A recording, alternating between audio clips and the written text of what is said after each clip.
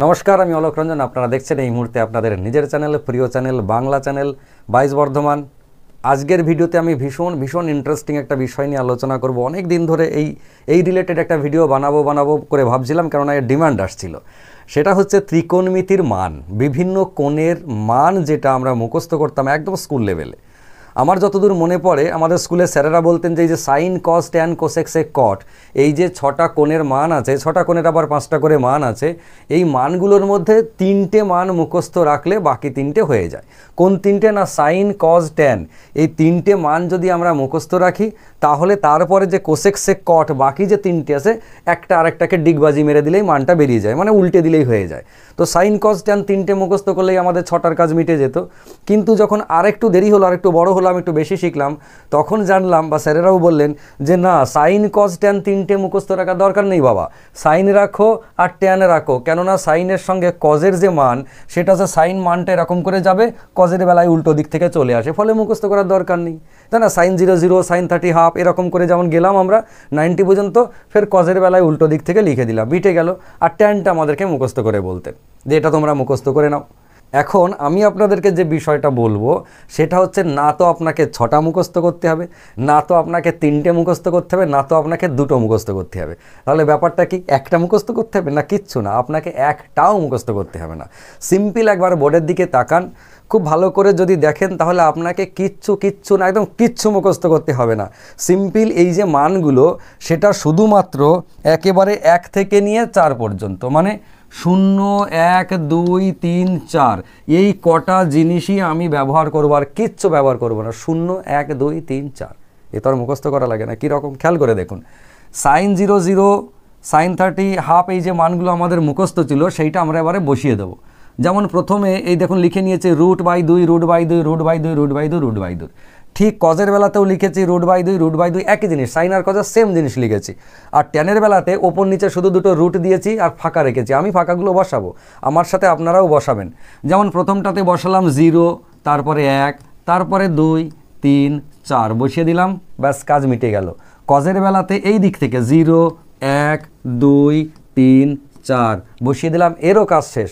আর ট্যানের বেলাতে এই যে সাইনের মতোই দেখুন, সাইনে একদিক থেকে 0, 1, 2, 3, 4 করেছি, তাহলে ট্যানের বেলাতেও 0, 1, 2, 3, 4 করলাম।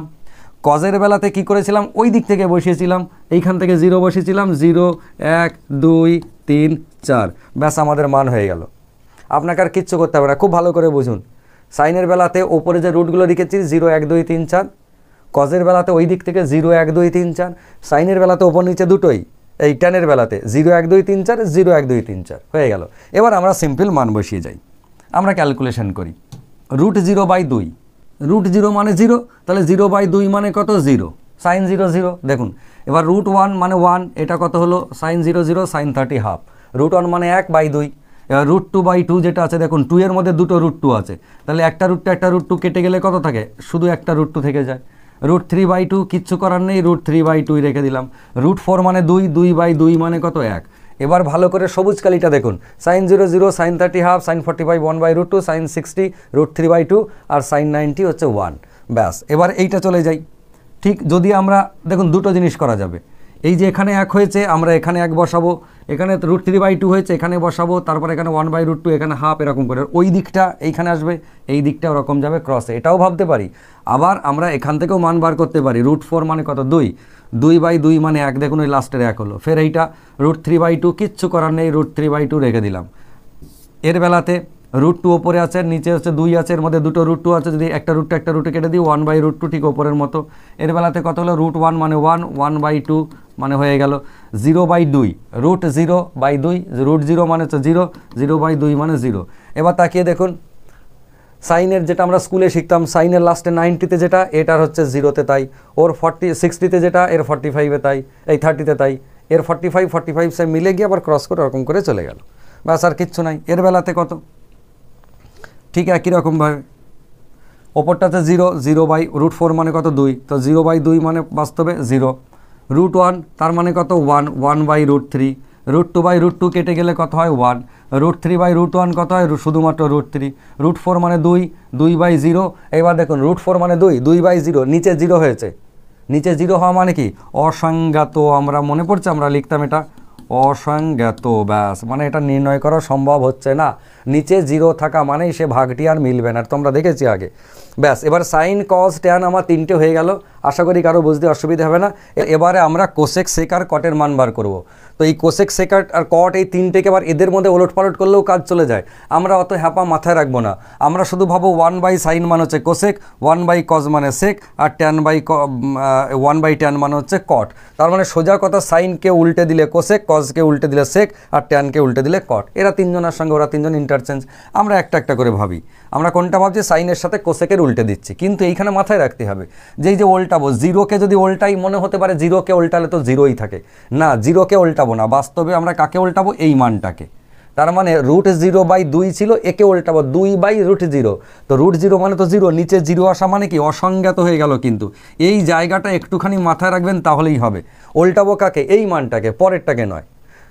এবার এইটাকে কি হচ্ছে, এইটাকে যেটা উল্টাচ্ছি, √1/2 আছে, সেটা 1-2কে উল্টে দিলে 2/1 হয়ে গেল, মানে এটা 2 হয়ে গেল, এটা হয়ে গেল √2, আর এর বেলা তো হয়ে গেল 2/√3, আর এর বেলা তো হয়ে গেল 1। 1কে উল্টে দিলাম 1 হলো, বাস্তবে 2 ওপরে গেল, √4 নিচে এলো, এখানেও কেটে কুটে 1 রয়ে গেল। সমস্যাটা কোথায় হয়, 0/2 আর 2/0, এইটাতে সমস্যা, আর কোনো জায়গায় সমস্যা নয়। এবার কোসেক হয়ে গেল। সেকের বেলায় কি হয়, সেকের বেলায় এটা আসে আগে, তারপর এইটা, তারপর এইটা, তারপর এইটা, এরকম করে। তো আমরা এরকম করেও দিতে পারি, ওটাকে আগে আনতে পারি একটাকে, তারপর 2/√3, এখানে √2 আনতেও পারি। আর তা না করে আমরা কি করব, এই কজের সাথে সেকের উল্টে দেবো। কজটাকে যদি উল্টে দিই, একটাকে উল্টে দিলাম 1 হলো, এটাকে 2/√3 হয়ে গেল, এর বেলাতে শুধু √2 হয়ে গেল, এর বেলাতে 2 হয়ে গেল, আর এইটা দেখুন 0 ওপরে ছিল, 0 নিচে এলো বলে এ কী হয়ে গেল, অসংজ্ঞাত হয়ে গেল। ঠিক আছে, এইবারে আমরা কটটায় চলে আসছি। কট কি, ট্যানকে উল্টে কট বানাচ্ছি। ট্যানকে আবার সেই একই গল্প, এই যে জিরোটা নিচে যেই চলে এলো, সেই কিন্তু অসংজ্ঞাত চলে এলো। কি লিখছি আমি, অসংজ্ঞাত লিখলাম। ফের এটাকে উল্টে দিচ্ছি কত, √3, এটাকে উল্টে দিলাম 1, এটাকে উল্টে দিলাম 1/√3, আর এটাকে উল্টে দিলাম মানে 0 ওপরে চলে গেল, 4 নিচে চলে এলো, √4 মানে 2, ওপরে 0 নিচে 2, ভাবুন তাহলে ভাগফল কত, ওপরে 0 মানে ভাগফল 0। এবার আমি সিম্পল সাদাসিধা ওয়েতে একবার বলে দিই।